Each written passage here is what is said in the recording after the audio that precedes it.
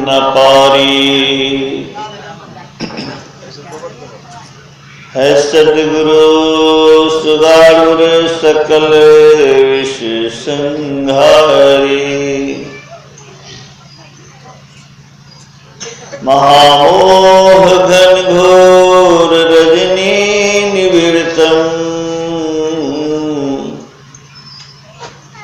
है सद्गुरु वचन दिव्य सूरज किरण सम।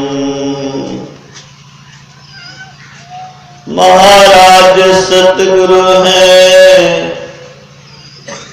राजन को राजा है जिनकी कृपा से सरे सर्व काजा। भले में ही सोई परम गुरु नमामि नमामि नमामि नमामि नमामि।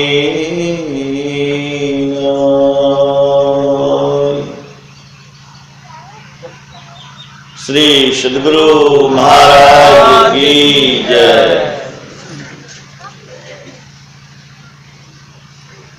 एक बार उद्गार श्रद्धा उल्लास के साथ दिल खोल करके जय घोष कर रहे हैं। श्री सद्गुरु महाराज की जय। बहुत बहुत धन्यवाद। पूज्य गुरुजन सत्संग अनुरागी सज्जन वृंद, पूज्या माता और बहनों, ये सत्संग किस लिए है? क्या बच्चे, क्या बूढ़े, क्या जवान, क्या युवक, क्या युवती, क्या निरक्षर, क्या साक्षर, सबको मैं देख रहा हूं। आखिर क्यों आ रहा है?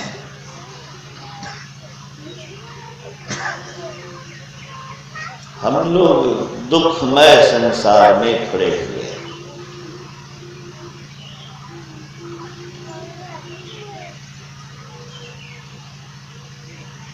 हम लोग भूले भटके हुए हैं।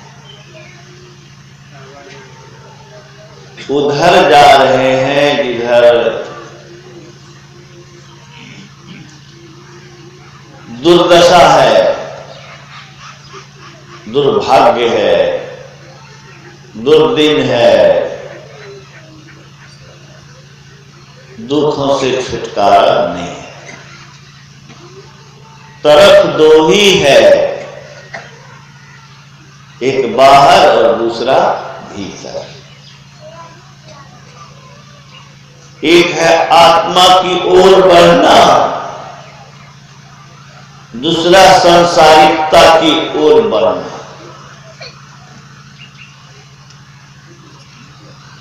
हम लोग आंख के द्वारा दुनिया को देखने में लगे हैं, कान के द्वारा सुनने में लगे हुए हैं, जिह्वा के द्वारा स्वाद ले रहे हैं, नाक से गंध ग्रहण करते हैं, चमड़े से स्पर्श सुख अनुभव करते हैं। इसको विषय सुख कहते हैं, इसको सांसारिक सुख कहते हैं। इधर जाने से किसी के भी दुखों का अंत नहीं है।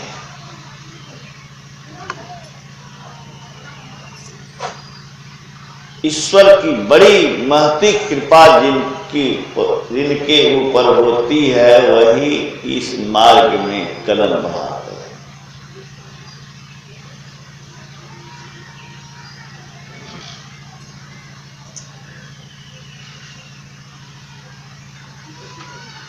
और जो मार्ग बढ़ाते हैं वे इस दुखमय संसार से छुटकारा चाहते हैं।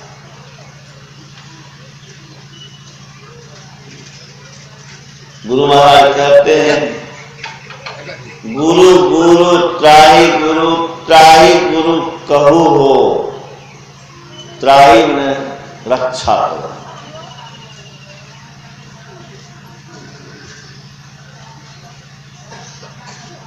मोटी बुद्धि वाले को रक्षा की जरूरत नहीं है, वो दुनिया में मस्त है। लेकिन जो दूरदर्शा दृष्टा, जो विचारक, वहीं से माता भी गुरु महाराज है, वो इस भयानक संसार में नहीं रहना चाहता। वो देखते हैं कि बुरा हो जाऊंगा, मर जाऊंगा, फिर जन्मूंगा, कभी रोऊंगा, कभी हंसूंगा, पीड़ा, संकट, विपत्ति, दुख लगा रहेगा। हमें उबारो, हमारी रक्षा करो।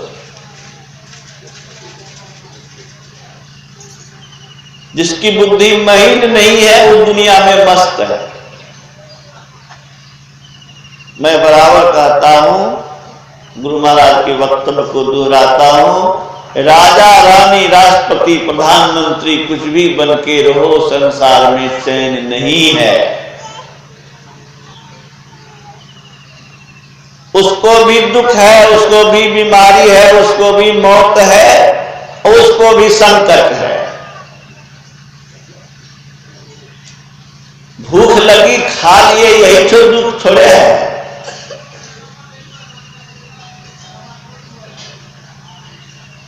जो विचारक हैं वो कहते हैं त्राही गुरु, गुरु त्राही गुरु, त्राही गुरु कहो, तन मन गुरु पद अर्पण करो। क्यों करो अर्पण? तन मन को गुरु पर अर्पित करो। क्यों करो? तन मन आपन दुखद महान हो। ये तन और मन जो है बहुत दुख देने वाला है। तन ही में बीमारी है। इस तने को छीनने के लिए जमदूत भी आएगा। इस शरीर में बुढ़ापा आने वाला है, असहाय अवस्था आने वाला है। ये मन लोगों की दुर्दशा कराता है। महर्षि जी का मन प्रभु में लग गया, सारे दुखों से छूट गए और ब्रह्म बन गए।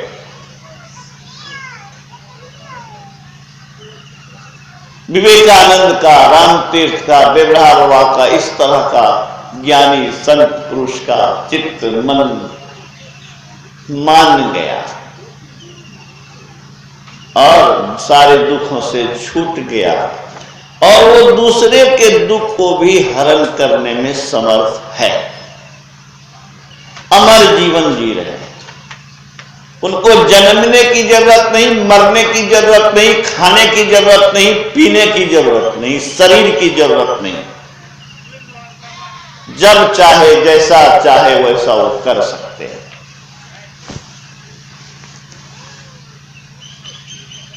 तो शरीर दुखदाई, संसार दुखदाई, मन दुखदाई। जिसके मन में बैठ गया, ये बात बैठ गई कि शरीर दुखदाई है, तो इससे छूटने की कोशिश करता है। कहिएगा कि शरीर तो हम विष खा करके भी खत्म कर सकते हैं। शरीर दुखदाई है तो विष खा करके गला काटिए कि हम इस अलग कर देंगे। तो याद रखिए, शरीर एक ही नहीं है। गुरु महाराज कहते हैं शरीर 4 जड़ शरीर है, एक चेतन शरीर है। स्थूल शरीर, सूक्ष्म शरीर, कारण शरीर, महाकारण शरीर, कैवल्य शरीर। गुरु महाराज कहते हैं जैसे किसी गाछ को काट दो, फिर उसमें से पनका निकलेगा, अब फिर विशाल गाछ हो जाएगा। मैं घर के पीछे में, मेरे घर के पीछे में कदम का गाछ जन्मा था, थोड़ा बड़ा हुआ था, मैंने उसको काट लिया पहली बार काट दिया, दूसरी बार उसमें से पनका निकला तो उसको छोड़ दिया तो विशाल हो गया। इस गला को काट दीजिएगा, विष खा लीजिएगा, मर तो जाइएगा, लेकिन फिर पनका निकलेगा और फिर आपको एक दूसरा शरीर मिल जाएगा। शरीरों को समाप्त करने के लिए योग की अत्यंत आवश्यकता है। योग के लिए ज्ञान की आवश्यकता है। ज्ञान नहीं तो योग कैसे करें? ज्ञान नहीं तो योग क्यों करें? ये सत्संग इसीलिए है कि लोग जाने कि योग की क्या जरूरत है। क्योंकि संसार, ये मन जो है सो संसार में ही सुख खोज रहा है। मन अनियंत्रित जिसका रहेगा, यह बेलगाम घोड़ा की तरह है। अनियंत्रित मन क्या है? ज्ञानी कहते हैं बेलगाम घोड़ा। रथ में जोड़ दो घोड़ा को, बैठ जाओ, लगाम उसका खोल दो, और बिगड़े घोड़ा अगर है, अब बेलगाम भी है और बिगड़े भी, वो क्या करेगा? वो रास्ता पर थोड़े जाएगा। बिगड़े जब है तो ले जाकर गड्ढा में आपको गिरा देगा, रथ को भी तोड़ देगा, रथी को भी घायल कर देगा। अनियंत्रित मन जिसका भी है, जैसे बिगड़े घोड़ा के रथ पर कोई बैठ करके बर्बाद हो जाता है, महादुख भोगता है, दांत पिसते रहो, पछताते रहो, दुख भोगते रहो, वैसे ही इस मन को नियंत्रित अगर नहीं करोगे, ये मन ही वेश्यालय पहुंचाता है, मन ही चोरी करवाता है, मन ही चोर बनाता है, भ्रष्ट बनाता है, बेईमान बनाता है। इसीलिए इस मन को नियंत्रित करने के लिए, संयमित करने के लिए, मन को सुंदर बनाने के लिए सत्संग की जरूरत है। जल से शरीर की शुद्धि होती है और सत्संग से अंतःकरण की शुद्धि होती है। मन बुद्धि चित्त अहंकार की शुद्धि होती है। तो इस दुखमय संसार से निकलने के लिए अभी आप हम सुन रहे थे, भगवान शिव ने कहा, इस दुखमय संसार से त्राण पाने के लिए कोई ज्ञान को विशेष मानते हैं, कोई योग को विशेष मानते हैं, लेकिन ज्ञानहीन योग मोक्ष में समर्थ नहीं है। योग भी ज्ञानहीन रहे तो, ज्ञान भी योगहीन या योग ज्ञानहीन, दो में से कोई मोक्षप्रद नहीं है। ज्ञान भी चाहिए और योग भी चाहिए।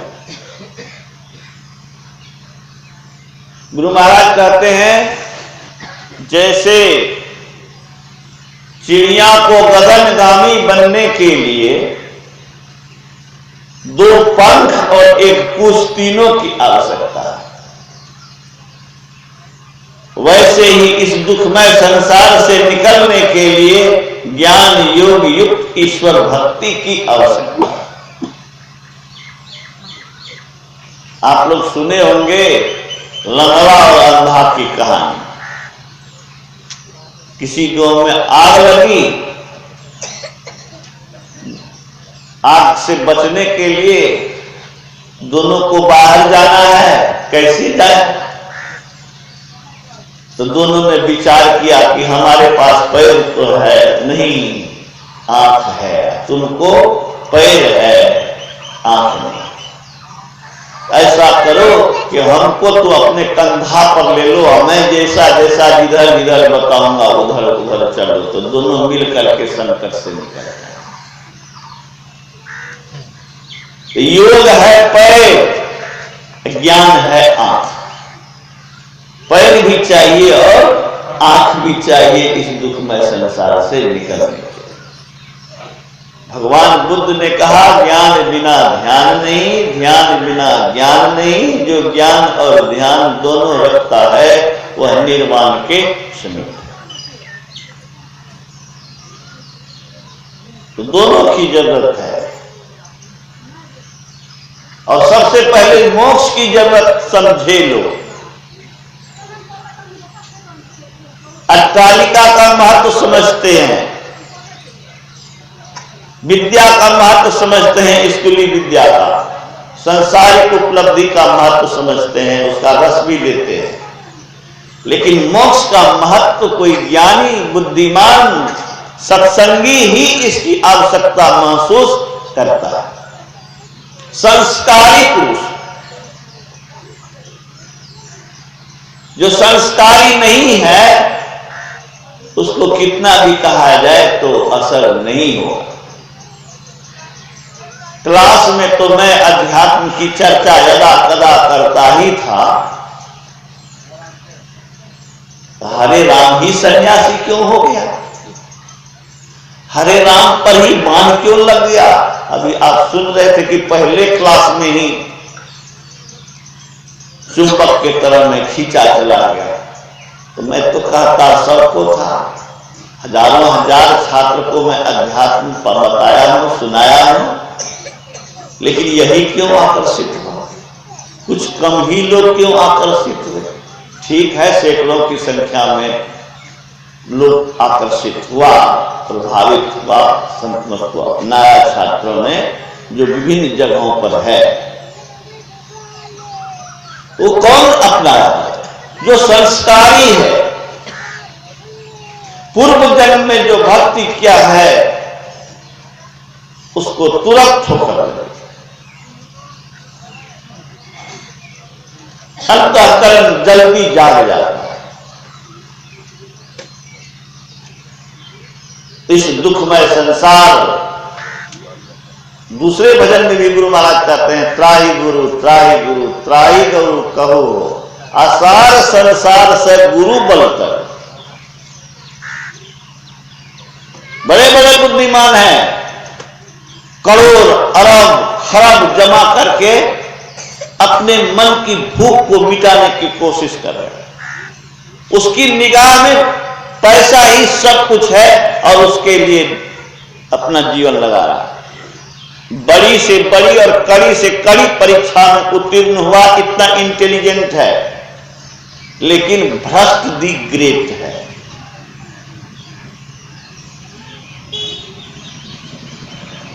महावीर बाबू ने कहा, विंदेश्वरी बाबू आप किस पार्टी में हैं? स्पीकर वाले जरा सुनो। मधेपुरा के सांसद थे, वाइस चांसलर थे, एमएलए बने, मंत्री बने, बहुत पद को सुशोभित किया और पदे पर मारे। वाइस चांसलर की कुर्सी पर ही मिले। उन्होंने हमको कहा कौन पार्टी में आप? मैंने कहा मैं बुद्ध के राह पर चलने वाला हूं। बुद्ध चाहता तो जीवन भर राज सुख भोगता राजा बन करके, जिस दिन जमदूत ले जाना चाहता उस दिन उसको कूट करके ले जाता। बुद्ध ने देख लिया कि इस जीवन का अंत मृत्यु है, सब चीज शून्य पर आउट हो जाना है, कुछ नहीं ले जाना है। एक नंबर 2, उसने देखा कि लोग बीमारी से करा रहे हैं, हमको भी कभी बीमारी हो जाएगी। उसने देखा बूढ़े को असहाय अवस्था में, कहा अरे मैं भी बूढ़ा हो जाऊंगा इसी तरह, शरीर अस्थि पंजर हो जाएगा। लाठी के सहारे चल रहा है फिर भी गिर रहा है। हमें भी ऐसा ही बूढ़ हो जाना पड़ेगा। उसने बुढ़ापे के दुख को देखा, उसने बीमारी से कराहते हुए इंसान को देखा, उसने मृत्यु को देखा और कहा कि ये शरीर बीमारी से, बुढ़ापे से और मृत्यु से ग्रसित है। क्या इन दुखों से छूटने का कोई उपाय है कि नहीं है? उसने देखा सन्यासी को, पहली बार सन्यासी को देखा तो अपने सारथी से पूछा, ये जंगल में क्या कर रहा है? अकेले देख रहा हूं। कहा ये प्रभु की खोज कर रहा है। कहा प्रभु की खोज क्यों कर रहा है? कहा सारे दुखों से छुटकारा पाने के। 12 बजे रात में दुनिया की सर्वश्रेष्ठ सुंदरी उस समय थी यशोधरा, वो उनकी धर्म पत्नी थी। छोटा सा बच्चा है, धर्म पत्नी है, सोए में छोड़ दिया और घर से निकल पड़े।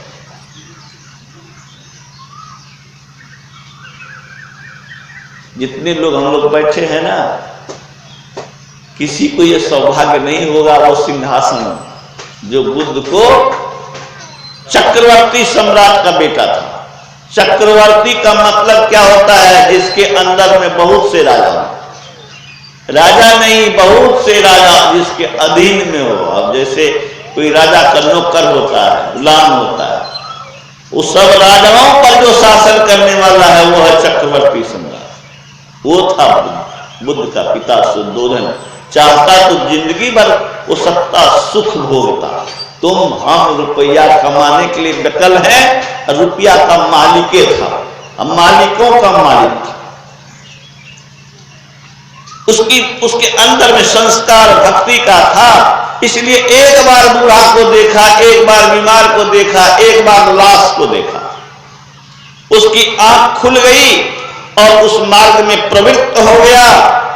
दूसरा तो हजारों लोग को कराते देखता है, हजारों को मरते देखता है, हजारों बूढ़ा को दुर्दशा भोगते देखता है। कहां वो मन में बैराग्य होता है? हमने भी देखा, एक ऐसे बूढ़े को देखा, पूरा धनुष के तरह दिव्य किया था, हड्डी ही नजर आती थी, उसका ढक्कन चमड़ा और कहीं मांस का नाम। मैंने एक दूसरे बूढ़ा को देखा, लंग धड़ंग पखाना पर समुचे देह में लगा हुआ है, घलटा हुआ है। समझिए उसके कई बेटे, लेकिन बाप इस दुर्दशा को भोग रहा। देखा है, लेकिन वो वैराग्य कहां उत्पन्न हुआ जो वैराग्य बुद्ध को उत्पन्न हुआ? उतना मजबूत संस्कार नहीं है। बुद्ध का तो अंतिम जन्म था, 550 जन्म भक्ति कर चुका था। इस जन्म में उसको पूर्ण होना था, भगवान होना था। इसीलिए एक बार देखा लाश को, बीमार को, बूढ़े को, कराहते हुए इंसान को, तो उसकी ज्ञान की आंख उसको घर में चैन से नहीं रहने दिया, राज सिंहासन को ठुकरा करके निकल पड़े। तो मैंने महावीर बाबू को कहा, मैं भी उसी राह का राही हूं। कौन राह का? जिस राह पर चल करके सारे दुखों से छूटा जा सकता है, वो साधु पार्टी है। वही साधु पार्टी में हम शामिल हैं। साधु दो तरह से होते हैं, एक घर में रहकर, एक घर से विरक्त होकर, एक पारिवारिक जीवन जी करके और दूसरा विरक्त जीवन जी करके। सैकड़ों उदाहरण भरे पड़े हैं और गुरु महाराज के भी प्रवचन में आया कि मैं अगर जानता पहले कि गृहस्थ आश्रम में रह करके भी भजन किया जा सकता है, पूर्णता पाई जा सकती है, तो मैं घर गृहस्थी को ही पसंद करता। ये कहा के लोगों को प्रेरणा दिए हैं कि घर गृहस्थी में रहकर ही करो, ऐसा नहीं कि नहीं होगा। तुम यह मत सोचो कि हमसे नहीं होगा। घर गृहस्थी में रहो लेकिन संयमित जीवन जियो। जल में कमलवत रहो।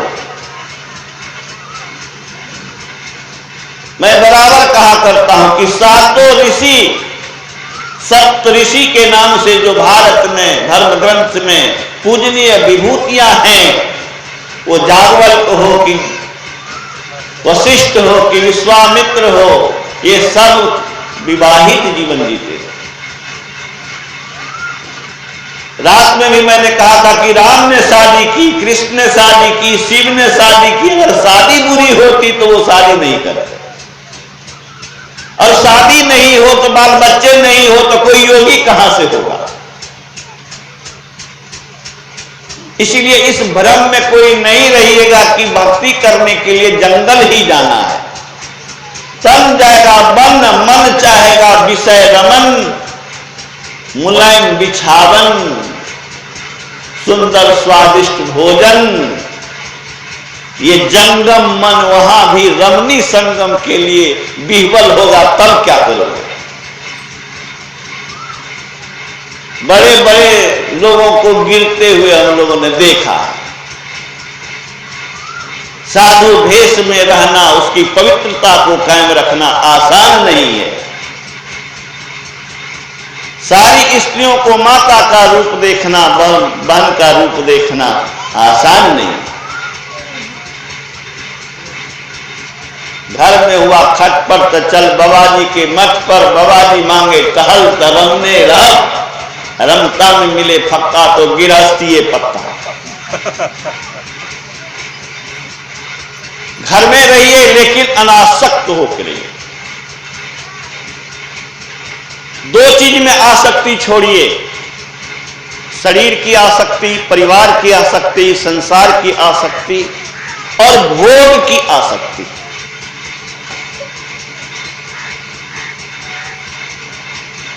शरीर जो जो स्वादिष्ट चीज खोजता है, जिह्वा इंद्रियों को जहां जहां स्वाद मिलता है वहां वहां दौड़ाती है आपको। वहां वहां पर आप संयम रखिए। भोगन सकल प्रत्यक्ष रोगन, जान के हटते रहो, गुरु महाराज ने कहा। ये इंद्रियां बहकाएगी, भरमाएगी, आपको ललचाएगी, दुर्दशा कराएगी। उतना ही खाइए, वही खाइए जिससे आपका शरीर बचा रहे, स्वस्थ रहे। ऐसी चीज मत खाइए जो भक्ति के मार्ग में बाधा बने। सात्विक भोजन।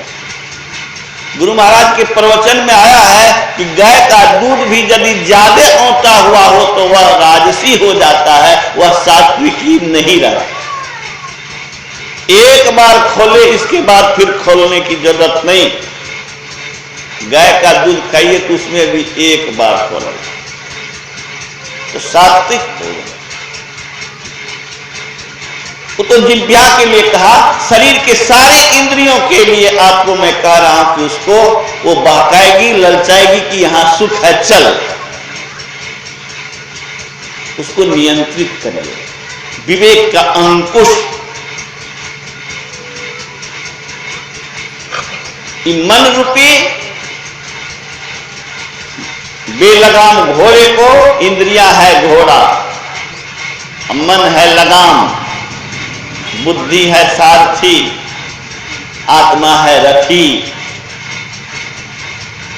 बुद्धि रूपी सारथी के हाथ में मन का लगाम दे दो, जैसे कृष्ण के हाथ में अर्जुन ने अपना रथ का बागडोर सौंप दिया तो महाभारत के संग्राम में विजयी होकर निकले। वैसे ही जीवन के संग्राम में आप विजयी होना चाहते हैं तो मन को बुद्धि के हवाले कीजिए और बुद्धि को आत्मा के हवाले कीजिए।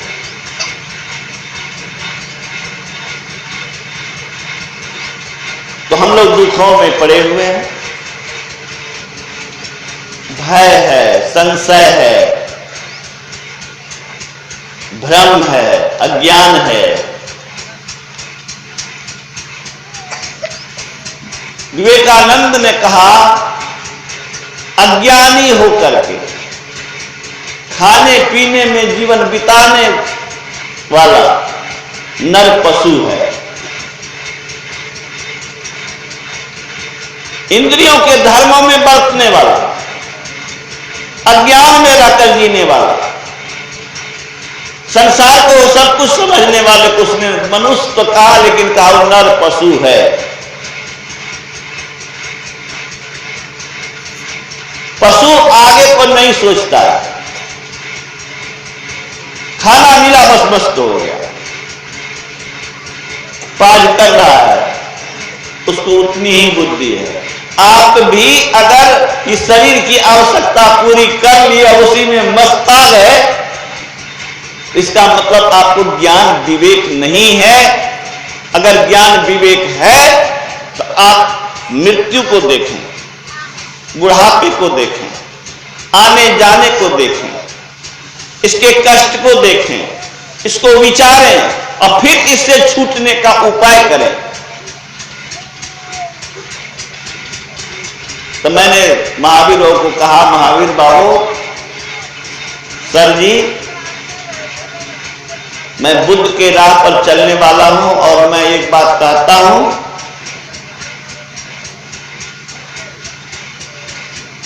कि बुद्ध अगर राज सिंहासन को नहीं त्यागते,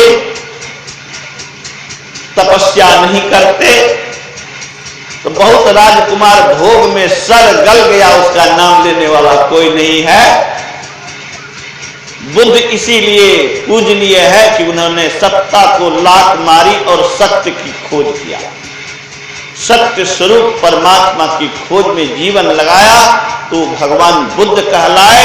जब तक धरती आकाश रहेगा तब तक वह पूजनीय बने रहेंगे और अमर भी रहेंगे। बुद्ध अमर हैं। रात में भी मैंने कहा था, गुरु महाराज ने कहने की कृपा की, चेतन शरीर के साथ इस शून्य में रहकर रक्षा करते हैं। इसीलिए हम गाते हैं सब संतन की बड़ी बलिहारी, धनी ऋषि संतन धन्य बुद्ध जी। ये गा रहे थे, धन्य धन्य सतगुरु सुखा। तो हम मन मन सोचे थे, तो धन्य कौन?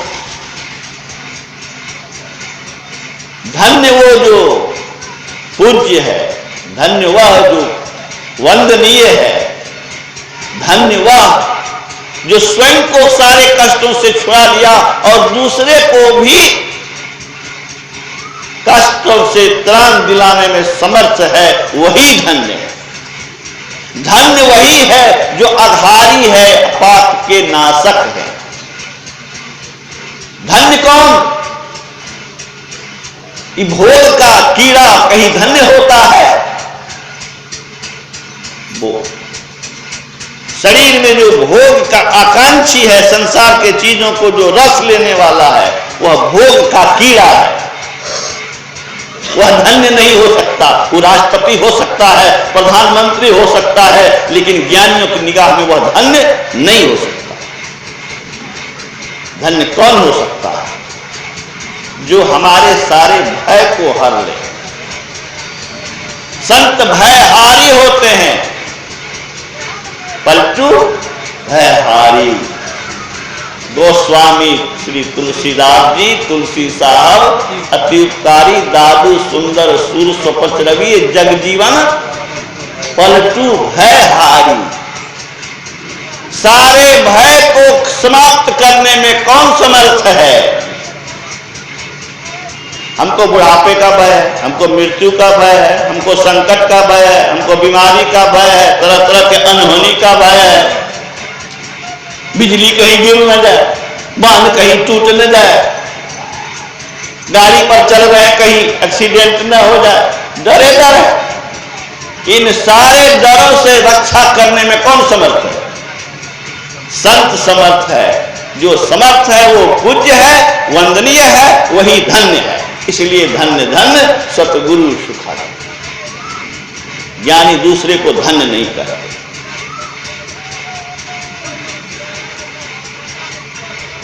जो इस रास्ते पर चल रहे हैं, मैं उनको इतना ही कह सकता हूं कि गुरु महाराज ने कहने की कृपा की। लोग कृपा मांगा करते हैं, कृपा कृपा पात्र पर होती है।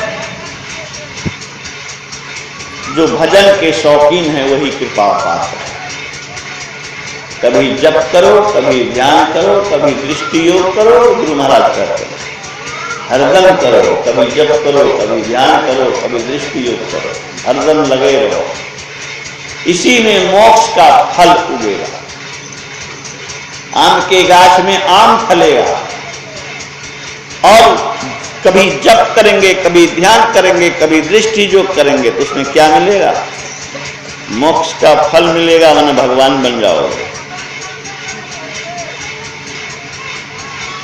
किसी के मन में हो सकता है कि हाँ भगवान भाग लिए, तो सुन लीजिए, हम भगवान बनेंगे, जरूर बनेंगे। इस जन्म में हो सकता है हम बहुत कम रह जाए, बहुत कमजोर रह जाए, लेकिन जो पौधा हम लगा रहे हैं वो बढ़ते बढ़ते एक दिन ऐसा होगा कि हम मुक्त होंगे, इसमें कोई संदेह नहीं है। भगवान कृष्ण ने कहा अनेक जन्म संसिद्धो ततो यातिम परम गतिम। बुद्ध ने 550 जन्म के बाद बुद्धत्व को पाया, और गुरु महाराज कहते हैं एमए पास करने के लिए कै बरस पढ़ना पड़ेगा? 2 बरस में हो जाएगा।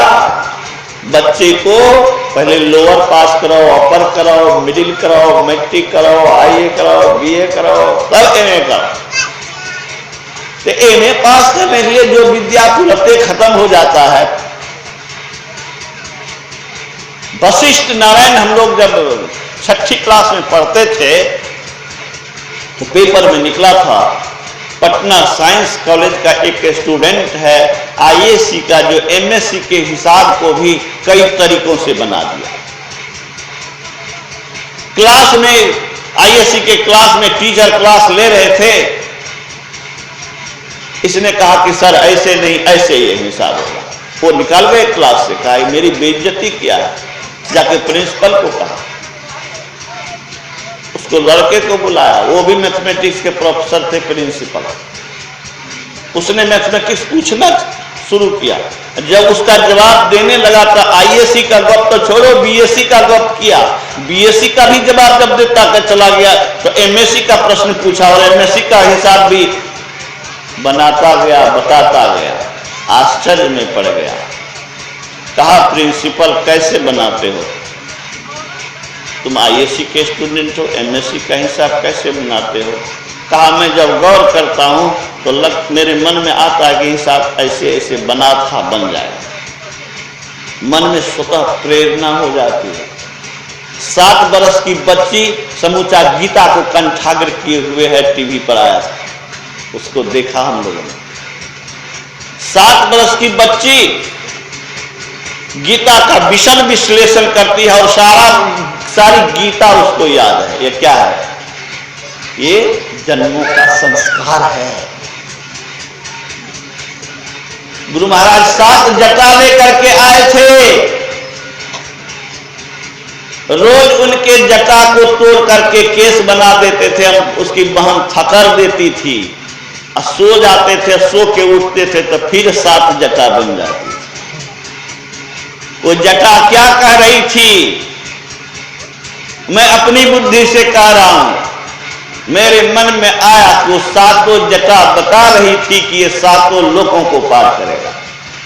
7 स्वर्गों के निवासी जो है, उस 7 स्वर्ग को भी पार करने का संकल्प लेकर के वह केस आया था। इसमें जिस शरीर में मैं जटा बन के रह रहा हूं, ये शरीरधारी साधारण पुरुष नहीं है, ये 7 स्वर्गों से ऊपर पहुंचने वाला महापुरुष है। वो महापुरुष कहते हैं कि कोई कहे कि मुझे तुरंत एमए की डिग्री चाहिए तो नहीं होगा। इसी तरह से कोई कहे कि मुझे तुरंत तो सूर्य का दर्शन हो जाए, मुझे ब्रह्मनाद की अनुभूति हो जाए, ये नहीं होगा। करते रहो।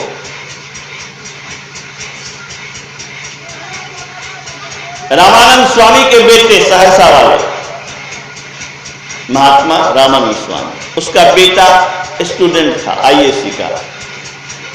जब ध्यान किया उसमें सिद्धि आ गई।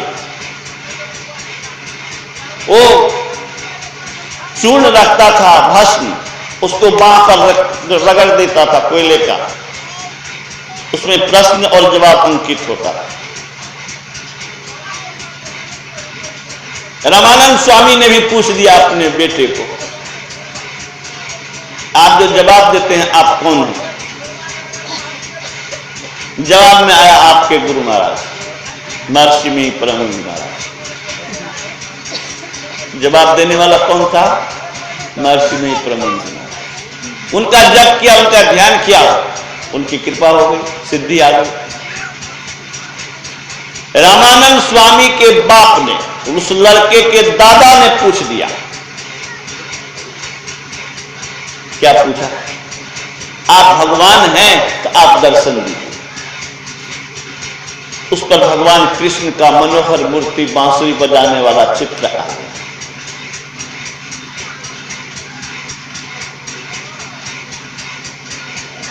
फिर उस चित्र के नीचे में आया, गुरु की शरण में जाओ, गीता रोज पढ़ो तो तुम्हारा उद्धार होगा। किसको आदेश हुआ? रामानंद स्वामी के पिता को गुरु महाराज का आदेश उसमें आया है। वो कृष्ण का रूप, भगवान का रूप, वो गुरु ही है, वही कृष्ण बन करके हैं। और कहते हैं गीता पढ़ो और रोज रोज गीता के 2 श्लोक कम से कम पढ़ो और गुरु की शरण में जाओ, तेरा उद्धार होगा। सतदेव बाबू का नाम आपने सुना होगा, महर्षि में ही चरित्र के लेखक। उसने कहा मेरा मोक्ष कब होगा, मैं मुक्त कब होऊंगा? क्या जवाब मिला? बोलो। इसका समय अभी निश्चित नहीं होता। जैसे मृत्यु का समय निश्चित है, वैसे किसी भी आत्मा की मोक्ष का समय निर्धारित नहीं होता। जवाब दिया, समय निर्धारित नहीं होता है। तब होता क्या है? यह गुरु की कृपा और पुरुषार्थ पर निर्भर करता है। आप कितना परिश्रम कर रहे हैं, कितना अभ्यास कर रहे हैं और गुरु की कृपा कितनी आप पर हो रही है, 2 बात पर आपका मोक्ष निर्भर करता है। तो बंधुओं, हम लोग के हाथ में पुरुषार्थ है। हम लोग के हाथ में है कि सत्संग में बैठे कि नहीं बैठे, ध्यान करें 1 घंटा कि नहीं करें। हम ठान लिया कि 1 घंटा बैठना है, तो मन जाता है ननिहर तो जाओ तुम, हम बैठेंगे। मन जाता है, मन को लौटा लौटा करके मंत्र जाप में लगाइए। सतगुरु सतगुरु नित ही पुकारत, छीजत पाप समूह रहे। सतगुरु रूप हिय में धारत, काम क्रोध मद लोभ दहे। मंत्र ले लो बेटे, अंगी भाग जाएगी तेरी।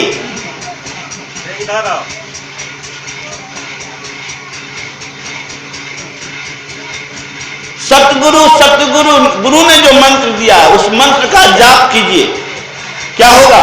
पाप का समूह खत्म होगा। ये गुरु महाराज कह रहे हैं। सतगुरु सतगुरु नित ही पुकारत, छीजत पाप समूह रहे। सतगुरु रूप हिय में धारत, काम क्रोध मद लोभ दहे। जिस काम क्रोध लोभ मोह में समूचा विश्व पड़ा हुआ है, बड़े से बड़े राष्ट्रपति, प्रधानमंत्री, गृह मंत्री, विद्वान, वैज्ञानिक सब पड़े हुए हैं, भोगी जोग सब पड़े हुए हैं, उसको काम क्रोध मद लोभ जल जाए और क्या होगा?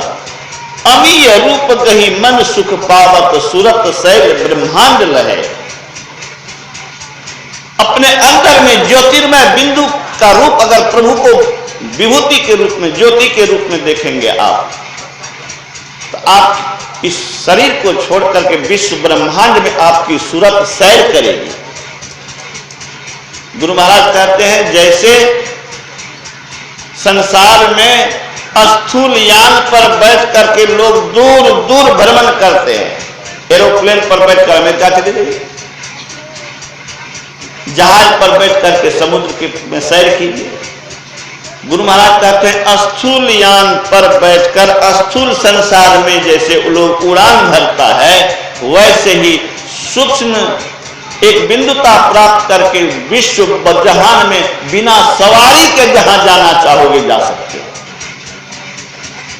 ऐसे कह दिया, कह नहीं दिया, वो शक्ति प्राप्त करके कहा। अमेरिका की जापान गए, फिजिका को दर्शन दिया और सपना में क्या देख रही थी उसने कह दिया कि मेरे सिर के ललाट के मध्य भाग में जो चेतना है उसको देखते ही पहचान गया कि मैं ही इनके सपना में था। इस सपना में थे कि वहां गए थे, देखे थे, तब बोले थे। इस मनुष्य शरीर में साधारण चीज नहीं है। इस शरीर से निकल करके विश्व ब्रह्मांड में आपकी आत्मा कहीं जा सकती है, आप कहीं जा सकते हैं। इसके लिए गुरु के चरण शरण में आने की जरूरत है, इसके लिए सत्संग की जरूरत है, इसी के लिए ध्यान की जरूरत है। सारे दुखों से छूटने के लिए ज्ञान भी चाहिए और योग चाहिए। भगवान शिव ने कहा, शिव जी के मंदिर में खाली पानी चढ़ा दीजिए, बस हो गया। शिव जी की बात मानिए तो शिव जी का एक नंबर का भक्त, गुरु का एक नंबर का भक्त वही जो गुरु की सारी बात माने। कुछ बात माने, कुछ बात नहीं माने तो वह पूरा भक्त होगा क्या? उस पर भरोसा होगा क्या? आपकी बात को कुछ माने या कुछ बात को नहीं माने तो कहिएगा कौन ठकानी कब छिछवा दिखा देगा। जो आदेश से हिलता नहीं है, जो किसी भी इच्छा की पूर्ति के लिए तत्पर रहता है, वही भरोसेमंद होता है, उसी पर आदमी भरोसा करता है। तो जो गुरु के आदेश पर, विचार पर दृढ़ रहेगा वह गुरु का भक्त होगा। जो गुरु का भक्त होगा, गुरु उनके बाप बन करके, नाथ बन करके रहेंगे और वह सनाथ हो जाएगा। और गुरु महाराज कहते हैं कि भक्ति का संस्कार दरिद्र होने से बचाएगा। गुरु की कृपा जिस पर हो जाएगी वो दरिद्र नहीं होने देगा। अभी हम लोग पाठ में सुना, देहावसाने समय चित्ते यद्विभाव्ये, अंतिम समय में जैसी भावना करेंगे उसी के अनुसार जन्म होगा। आप लोग जड़ भरत की कहानी सुने होंगे कि ऋषि थे, जंगल में तपस्या करते थे। एक दिन घटना घटी कि किसी ने बाण चलाया, हिरण गर्भवती थी, प्राण लेकर भागी, तीर तो लग चुका था, नाला को फान गई, उसी में उसकी मृत्यु हो गई, बच्चा निकल गया। उस बच्चे को असहाय अवस्था में देखकर ऋषि को दया आई, उसको पालने लगा, पोसने लगा। मरने के समय में उसका ध्यान उसी पर चला गया कि हम तो जा रहे हैं, इसका क्या होगा। उसको फिर हरिण शरीर में आना पड़ा। ज्ञानी लोग, शास्त्र, वेद, उपनिषद कहते हैं और हम लोग भी परंपरा देखते हैं कि मरे खना लोग कहलक कि भगवान के नाम लहर बाबा कह राम राम, ये कुछ नहीं जाने से कहलक राम राम कह। गुरु महाराज ने कहा, गांधी जी को जब गोली लगी तो हे राम कहा, हे माय बाप क्यों नहीं कहा? इसीलिए कि जीवन में राम को उसने हृदय में धारण किया मजबूती से, इसलिए राम पर ही उनको भरोसा। वो कहते थे राम ही मेरा वैद्य, राम नाम सब रोगों की दवा है। मैं रोटी के बिना रह सकता हूं, प्रार्थना के बिना पागल हो जाऊंगा। सुन लीजिए ध्यान भजन से अलग रहने वाले लोगों, गांधी जैसा हस्ती जो विश्व में पूजनीय अभी भी बना हुआ है, तो बम की सरकार को नहीं रहने दिया, भारत से भगा दिया। एक लाठीधारी, वो लाठी भी कभी चलाया नहीं। नेहरू ने कहा कि आप तो अहिंसक हैं, अहिंसावादी हैं, आप लाठी क्यों रखते हैं? तो कहा तेरे जैसे शरारती को ठीक करने के लिए रखता है। मजाक किया।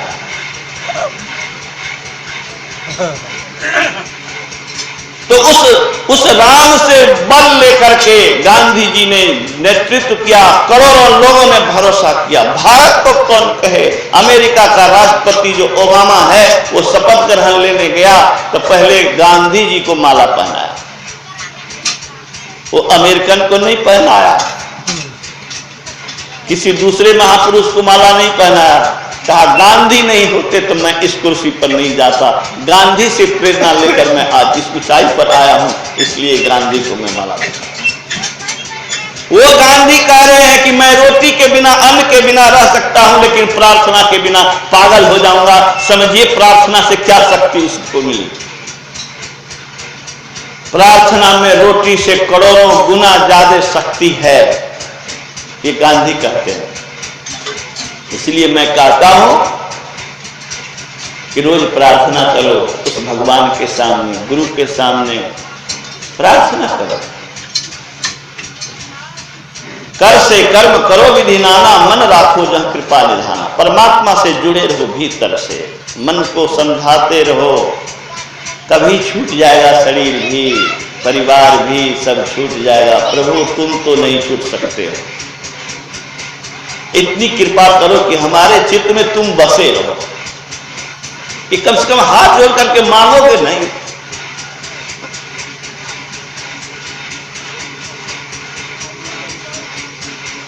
लेकिन हम लोग मांगते क्या हैं कि पलव सीधा हो जाए, बेटा को नौकरी हो जाए, बेटा का ब्याह अच्छे घर में हो जाए, ये सब मांगते रहता है। ललवा के जीवन केना चलते हमरा एकरे चिंता है।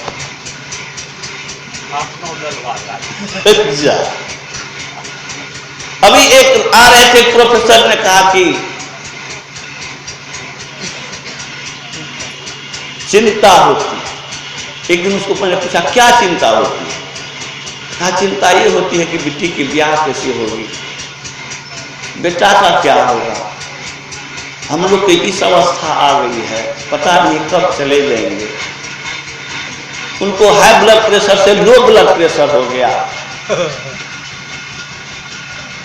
कहा कि हमरा मरे के डर है।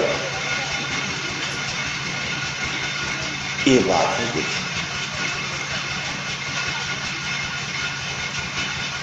मानिए बच्चे को भी कहिए, जो लुनू का बोल रहा, हमरा लग बाल बच्चा के तो कल जाओ प्रणाम करो, गुरु महाराज को कहो आंख बंद करो, आंख बंद कर लेता है। कहो हे गुरु महाराज हमरा सद्बुद्धि दे, ज्ञान दे, अपन चरण में प्रेम दे, हमरा नहीं छोड़ियो, हम निर्बुद्धि छियो, हमरा सहारा दियो, हम तोरे ता मन में बसा कर राखी, बुद्धि दियो। पूजा करके यही सब बात को दोहराता है। जो जो हम कहते हैं वो सब दोहरा करके कहली किस कहली तो हम ये सब कहली, हम सिखाते हैं। आप भी अपने बाल बच्चा को सिखाइए। इनके शरण में रहने से ही कल्याण होगा। मरने पर की मुक्ति को शास्त्र नहीं मानता है। इस शरीर में रह करके ही साधना से अपने को मुक्त कीजिए। एक दूसरा, इस शरीर के अंदर में ब्रह्म ज्योति और ब्रह्मनाद है, उसकी खोज कीजिए। ये ऋषिवाद में भगवान शंकर ने कहा। भगवान शंकर ने क्या कहा करने के लिए? अंदर में जो ब्रह्म ज्योति है, बिंदु और नाद है, उसकी खोज करो, तुम सुखी हो जाओगे। ले तू बेटा मांगे छा डलियो बेटा जो, लेकिन कल्याण तो नहीं छो। सारे दुखों से छुटकारा तभी होगा जब अंदर में जो ब्रह्म ज्योति और ब्रह्मनाद है उसको हम पकड़ेंगे। कहने सुनने का अंत नहीं है। फिर अपराह्न कालीन सत्संग भी होगा। 9 बजने को है। मैं वाणी को विराम देता हूं। मनोज बाबा का स्वास्थ्य ठीक नहीं है, मैं उनसे आग्रह नहीं कर सकता हूं। उनकी स्थिति वो जाने। मंच पर आने में सक्षम है तो आए, नहीं तो नहीं आए।